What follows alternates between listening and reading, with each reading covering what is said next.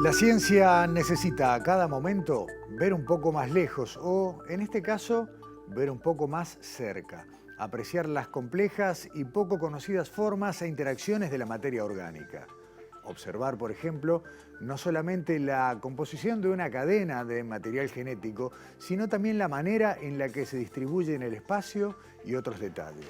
Hablaremos de biología integrativa, de reconstrucciones digitales, de trabajos in silico y de MIOS, un desarrollo interdisciplinario que permite apreciar los detalles de las moléculas de la vida.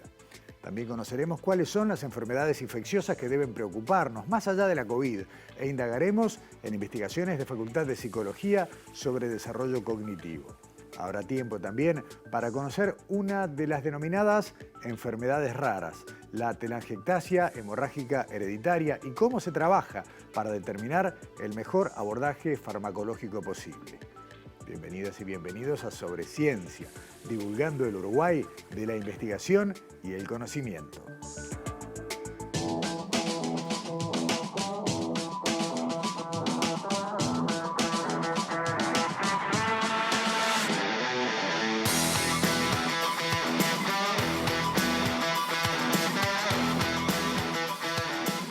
Hablábamos en la introducción de estudios in silico y queríamos simplemente dedicar 30 segundos a contarles que los ordenadores cada vez más poderosos, la capacidad de procesar datos en gran volumen, permitió generar en la investigación científica una etapa de laboratorio previa a lo que después ya todos conocemos como los estudios in vitro, que es la simulación informática cada vez con mayor complejidad, llegando hoy a niveles en los cuales no se puede alcanzar de otra manera.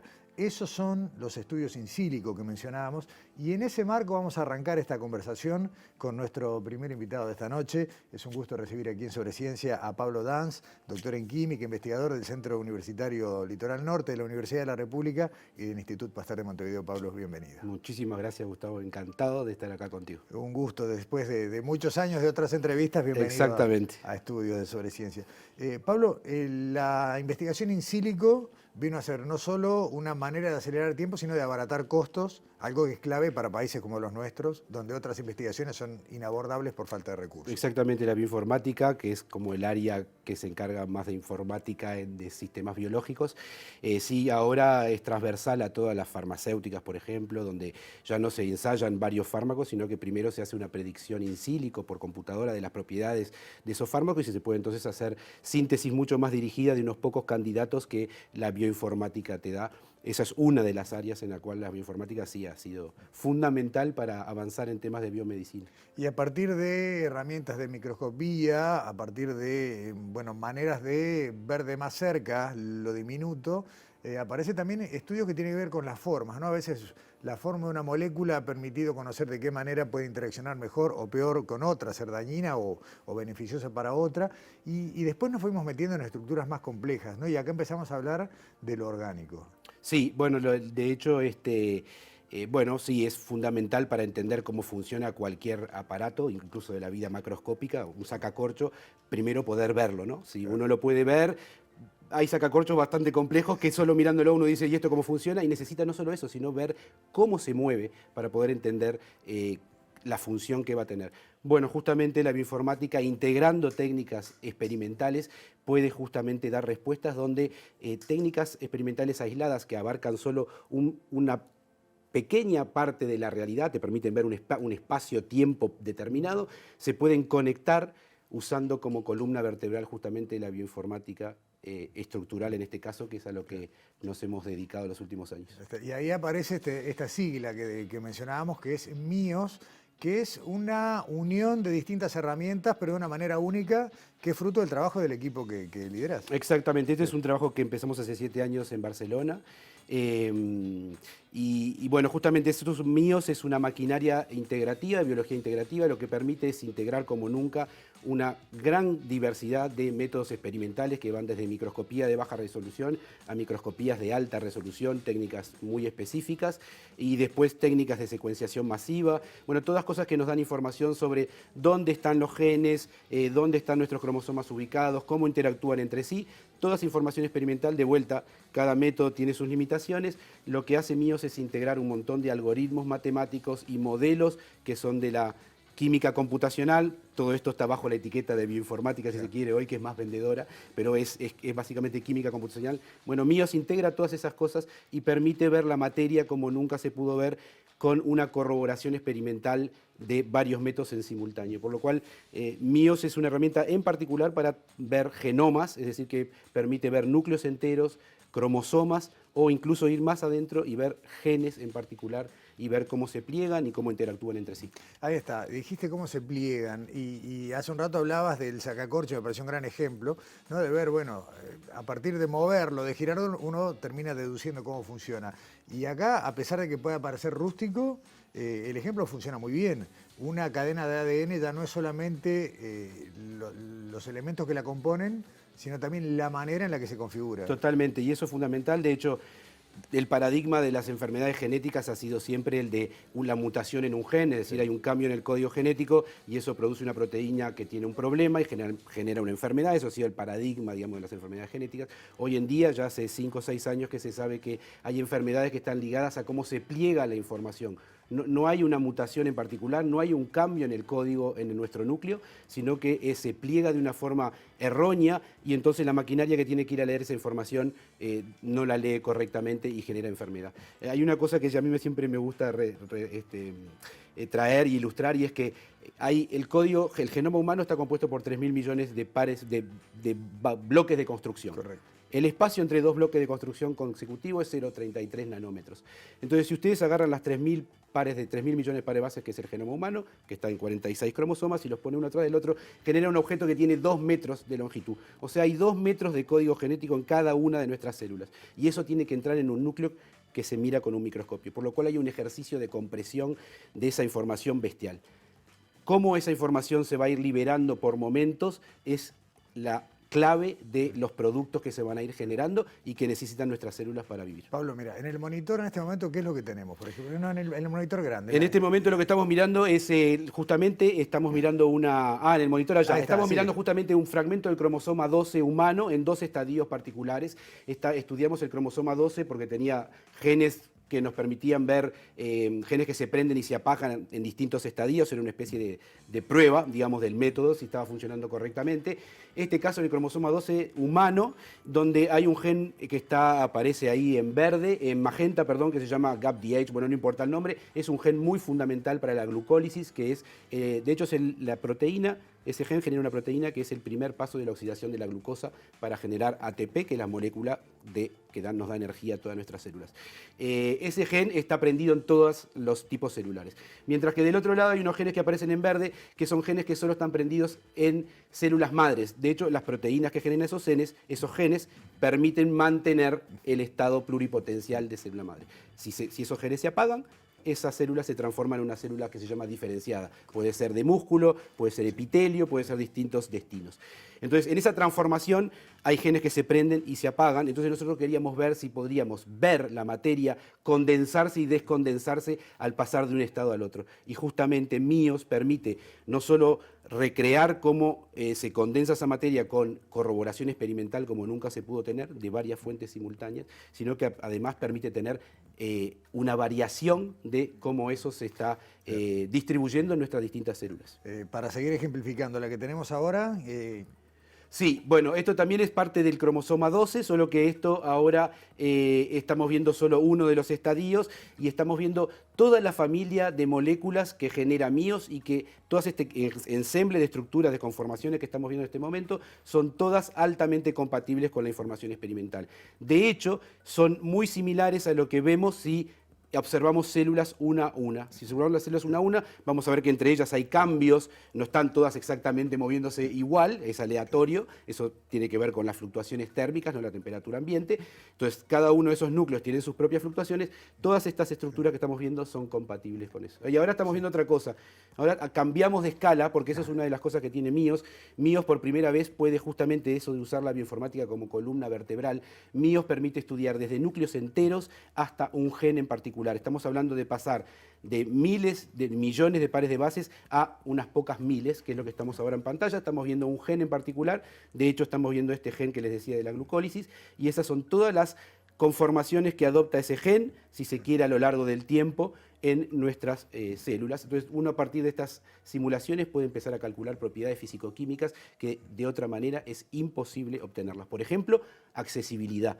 ¿Qué partes son más accesibles de ese gen? Yo muto ese gen, cambia la sensibilidad, cambia el plegamiento, ahí puede haber un signo de enfermedad. Entonces. Hace unos días, Pablo, fuimos a ver cómo trabaja. Primero quiero contar a la gente, porque creo que va a ser más fácil, MiOS funciona en un sistema informático estándar, por decirlo de alguna manera, si bien tiene una alta demanda de recursos, no es una computadora de la que uno tiene en su casa, pero tampoco es un equipo de alta sofisticación. Cualquier centro de investigación puede tener una plataforma en la que corra el sistema MiOS. Totalmente. Ahora, estuvimos viendo cómo funciona, cómo trabaja, y bueno, en un ratito veremos algunas imágenes tuyas operando el sistema, pero básicamente ahí está, ahí te estamos viendo trabajar con tu computadora personal. ¿Cómo recibís los datos y qué proceso hacen las distintas herramientas de MiOS? Perfecto, sí. Bueno, nosotros con esto empezamos creando una especie de consorcio, se llama GenStorm. MiOS es la herramienta que creamos, pero la idea era, bueno, tratar de como de algún crear un servicio que pudiéramos aplicar esta tecnología a distintos casos. De hecho, entre paréntesis, lo estamos aplicando en este momento en la región, en Uruguay, a crear núcleos enteros de tripanosoma, que nunca se hizo, reconstrucción de núcleos enteros de tripanosoma, que es un tema de salud importante en la región. Lo estamos haciendo con Carlos Robello y Florencia Viraqué en el Instituto Pasteur. Así que estamos aplicando esta tecnología acá. Pero bueno, sí, a tu pregunta, bueno, nosotros recibimos datos de microscopía, que en definitiva son todas matrices de datos. Lo que hacemos nosotros es diseñar sondas específicas para poder iluminar los genes que queremos iluminar de interés. En estos casos, por ejemplo, esos genes que veían en el cromosoma 12. O sea que esos son sondas que se diseñan específicamente para unirse únicamente a esa parte de nuestro genoma. Van ahí, uno la irradia y con el microscopio de alta resolución uno puede ver con distintos colores, se pueden usar decenas de colores incluso y pintar un montón de genes al mismo tiempo. Se puede entonces ubicar esos genes que en definitiva después son matrices de datos de posiciones de esas sondas que se prendieron. Esa es la información que recibimos. Entonces, en definitiva, toda la información que uno recibe en MiOS son información in silico, a pesar de que viene de experimentos, y son matrices de datos. MiOS lo que hace es integrar todo eso y simular con esa información, hacer simulaciones sesgadas. Todas estas simulaciones están sesgadas por información experimental. Y el resultado final, como decías vos, permite observar eso, ¿no? La manera en la que ese material genético interactúa con otros, distancias, movimientos, comportamientos. ¿Y qué se deduce de eso? El mismo ADN, una misma cadena de ADN, plegada de maneras distintas, termina dando información genética diferente. Exactamente. De hecho, ¿cómo se llama eso? Eso se llama, bueno, de hecho, la capa de información que regula eso se llama epigenética, es una capa que está por encima del código genético, es decir, se manifiestan como pequeñas modificaciones químicas, podrían ser banderitas, ponele, que se ponen sobre el código genético de alguna manera para marcarlo de forma específica. Entonces esas pequeñas modificaciones químicas justamente lo que van a hacer es, se leen y se borran en función de señales que vienen del exterior, que recibe la célula, y que lo que van a hacer es cambiar la compactación de nuestro núcleo en lugares específicos para producir un material que necesitemos. Por ejemplo, yo siempre doy exactamente el mismo ejemplo porque es muy ilustrativo, y es el siguiente, que si ahora al fondo del estudio se prende una papelera a fuego, nuestro cuerpo va a generar una proteína llamada proteína P, que se va a encontrar en la sangre, que es una proteína que le permite estar alerta. Pero una vez que si se apaga la papelera, no hay ningún incendio, uno tiene que volver a su estado normal. Bueno, todo esto que precisa de la producción de una proteína específica es justamente una señal que viene del exterior. Una marca epigenética se va a poner en nuestro genoma, va a descompactar esa parte, se va a producir la proteína P. Una vez que ya el alerta terminó, esa marca se va a remover, eso se va a volver a compactar y no vamos a volver a generar esa proteína P porque ya el problema pasó. Claro. Bueno, todo eso está regulado por la epigenética y es justamente la que controla entonces todos estos plegamientos, y cuando la epigenética está hackeada o funciona mal por alguna razón, terminamos con plegamientos aberrantes que terminan en enfermedad. Por ejemplo, un caso realmente muy bien reportado de eso es la obesidad. Temas de obesidad crónica, se sabe que los pacientes con obesidad crónica, y no solo los pacientes que tienen, sino también la descendencia, eso es para otro tema. Claro, eso te iba a decir. Bueno, esos pacientes tienen problemas de plegamiento en torno a genes relacionados con la insulina y que son fundamentales para todo el tema del procesamiento de la glucosa y tienen este problema de obesidad. Es que eso te iba a decir, en este último minuto, y dejándola picando para la próxima vez que vengas, estamos hablando de modificaciones genéticas que puede tener un individuo. O sea, esa información que se hereda también puede variar de acuerdo a experiencias durante la vida de ese sujeto. Exactamente, varían, hay cosas que varían mientras que estamos hablando ahora, cosas que son un poco más fijas y entonces que son heredables y se puede transmitir. Lo importante es eso, que hay herramientas que ustedes han mostrado, como CRISPR, que permite editar un genoma y cortar un pedazo y cambiarlo. Ahí lo que estoy cambiando es el código realmente genético. ¿No? Había una mutación, la cambio por otra.